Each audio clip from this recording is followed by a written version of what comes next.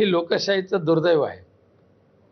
कोकणातल्या अणुऊर्जा प्रकल्पावरून नारायण राणे आणि विनायक राऊतांमध्ये जोरदार जुगलबंदी पाहायला मिळते. प्रकल्पाला विरोध करणाऱ्यांनी समोरून आंदोलन करा मग मी काय करतो ते बघा अशा शब्दात राणेंनी विरोधकांवर हल्लाबोल केलाय.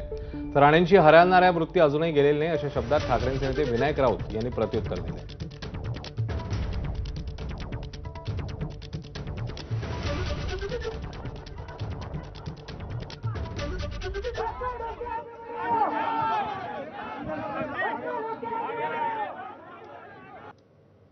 मी या सगळ्या प्रवासात होतो.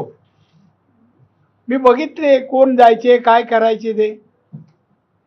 एनरॉनचं काय होतं मला माहिती होतं.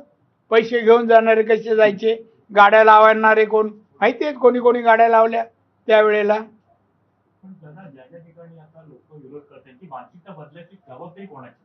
कोणाची नाही, मार देणार. मानसिकता म्हणजे माझा फॉर्म्युला आहे, कळलं ना. मानसिकता बदलायची म्हणजे फटको आहे. हा आता किती वेळा समजायचं, किती वेळा समजावायचं. ते नारायण राणेंची स्टाईल झाली. दुर्दैवाने खासदार झाले, मंत्री झाले, तरी सुद्धा त्यांची जी हरणारी वृत्ती जी आहे ती गेलेली नाही हे त्याच्यातून दिसून येते. आणि राणे स्टाईलने उत्तर देण्याचे दिवस गेले. आता आम्ही सुद्धा काय मेलेल्या आईचं दूध प्यालेलं नाहीये.